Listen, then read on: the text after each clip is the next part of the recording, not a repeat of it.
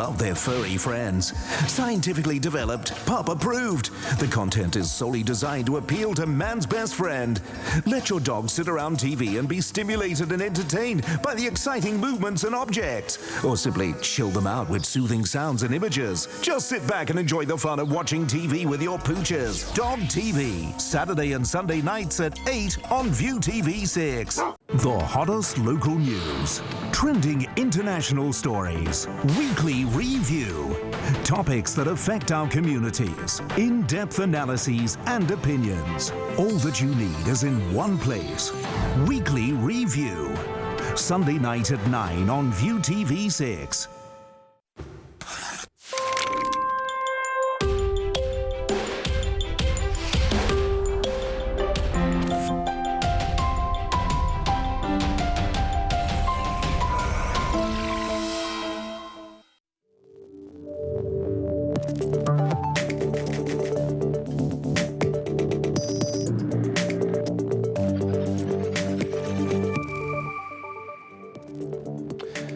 Good evening, I'm Joel Labi in Hong Kong. Welcome to ViuTV News. Coming up on tonight's show, Trump tells NATO nations to pay their fair share, confronting leaders at a summit in Brussels.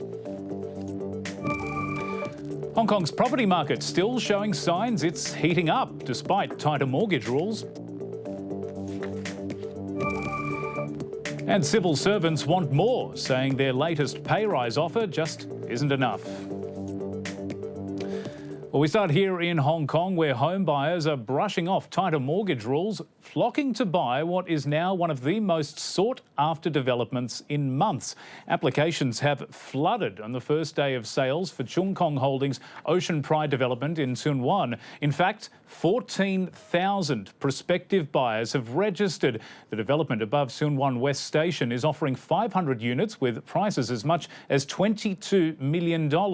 There were already long lines at Chung Kong sales office before the ballot even opened this morning.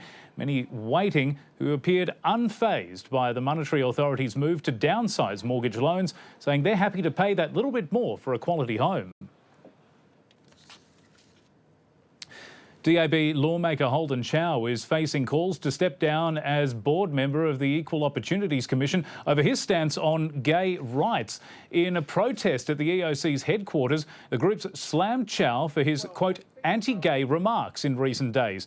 Chow was among the pro-establishment lawmakers who criticised a High Court ruling that the government must grant same-sex couples in civil service equal spousal rights. The DAB lawmaker said the move could undermine Hong Kong's traditional values. Chow has landed in hot water over recent weeks over claims he colluded with the chief executive in that UGL probe. Civil servants groups have voiced their frustration at the government's planned pay rise for bureaucrats, which would be their lowest pay rise since 2010. Unions met with Civil Service Secretary Clement Chung today to discuss the proposed increase of up to 2.44%, a figure workers say just isn't high enough. Among them, Kenneth Chan from the Disciplined Services Consultative Council, who says the civil servant chief didn't make any promises during their meeting. Speaking to the press, Chan took the opportunity to outline their demands. Our simple wish is to sustain our purchasing power. The changes in the cost of living have affected us a lot. Meanwhile, we hope we can enjoy the economic gains in Hong Kong. In line with the surveys carried out, the Disciplined Services Consultative Council hopes pay rises for public officers can exceed 4.3% this year. Disqualified pro-independence lawmakers Sixtus Leung and Yao Wai Ching have pleaded not guilty to charges of unlawful assembly. The pair were arrested and charged for trying to force their way into a LegCo meeting in November in an attempt to retake their swearing-in oath. They've also pleaded not guilty to an alternative charge of attempted forcible entry. Meantime, 3 of their former assistants and volunteers who faced the same charges also pleaded not guilty. Their hearing will be at Eastern Court on July 14. US media reports claim President Trump's son-in-law and senior advisor Jared Kushner is under FBI scrutiny in connection with its Russia investigation. According to NBC News and The Washington Post, investigators believe Kushner has information that might aid their probe into possible links between the White House and Moscow.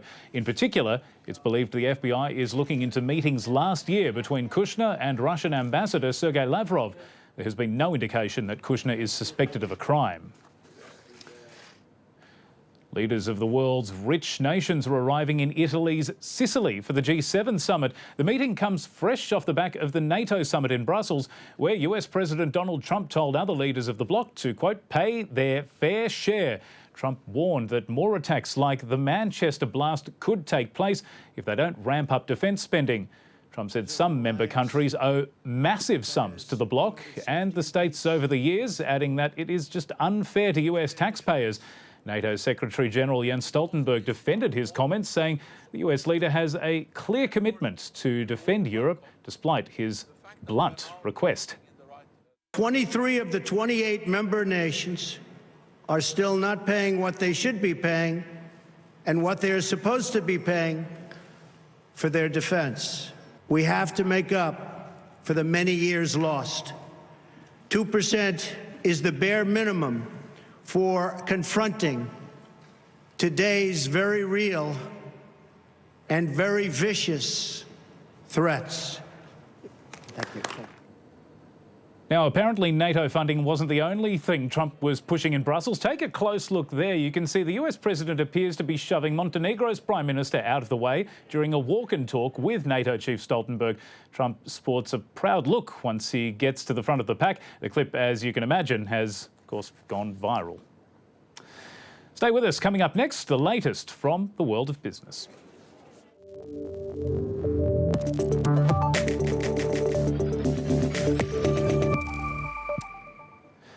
A flat day for Hong Kong shares, barely adding to its 5-day winning streak. The Hang Seng Index creeping up just 0.03% to 25,630. Casino stocks and banking shares performed well, while Hong Kong-listed airline stocks rose sharply on news of an oil price drop. But those were offset by energy shares, which were reeling from the tumble.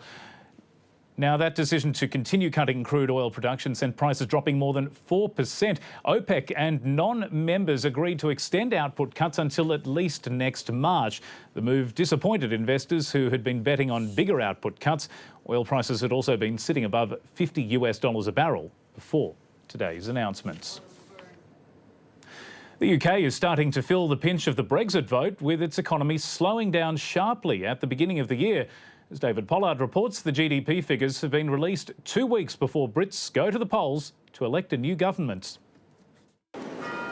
Britain pauses to remember. 22 dead in Monday's bomb blast. If, even as it does so, thoughts turn back to an election in a fortnight's time. UKIP, the first to restart its campaign after the Manchester attack. The two biggest parties to do so on Friday. The threat level, as assessed by the Independent Joint Terrorism Analysis Centre, will remain at critical. For Theresa May, tough talk on terror and a reality check on the economy. The data revision shows Q1 growth even lower than first thought, just 0.2% quarter on quarter. The main growth driver, the consumer, is sagging under inflation. And while Brexit pushes up prices through a weaker pound, other drivers are hard to spot. Investment may also be postponed as we wait to see just what kind of relationship the UK is going to have with the single market moving forward. The exports numbers were particularly poor in Q1. You'd have to say that while we may not be seeing recession, it doesn't look rosy. Real drivers in focus too on news that UK car production was down 18% in April, perhaps due to a later Easter.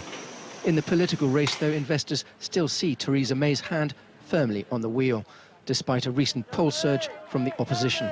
Before the attacks in Manchester, there was a little bit of a narrative coming out that the Labour Party, started to have a little bit of momentum. To be honest, investors are still almost fully priced for a 110-seat Tory majority come June the 9th.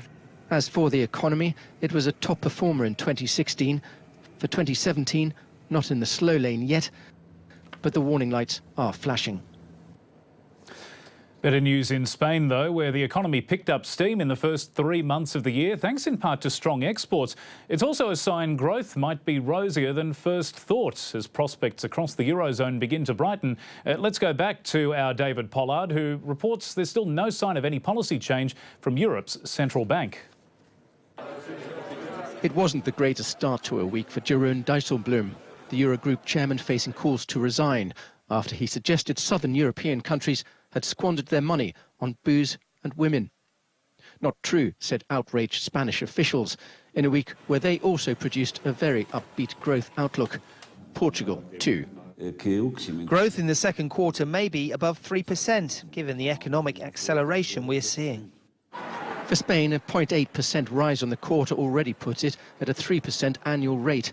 If that continues, it could hit levels not seen since before the financial crisis, forcing some difficult, if attractive, choices. Key issues moving forward for Spain is they have to focus on where their economy is growing. If it's tourism, if it's investment, if it's manufacturing, then the signals do look good. A thornier decision for the ECB is whether to ease back on massive monetary stimulus. As the Eurozone recovery gets faster, Germany's calls for less QE and higher rates get louder. Mario Draghi appears, though, unwilling to hear. There is no reason to deviate from the indications we've been consistently providing. In other words, no immediate change to policy. Until we see a rise in core CPI up to maybe 1.5%, then I don't think he will be happy to say, OK, the worst is over, we can start taking the stabilisers off the Eurozone economy. Especially as political wobbles persist. Spain's government currently bracing for a vote of no confidence in Parliament amid public anger at the corruption scandals that have shaken the ruling party. Lenovo may be back in profit, but there is still some scepticism it will be able to stay there. Citi analysts cut their earnings estimates after the world's largest personal computer maker warned high component costs could hurt its bottom line. Shares were down more than 3% here in Hong Kong. Amazon is bringing the online world into the real one, opening its first bookstore in New York City. This is the first of 2 bricks and mortar shops planned for the Big Apple. What's inside, you might ask? Amazon's most popular books sold in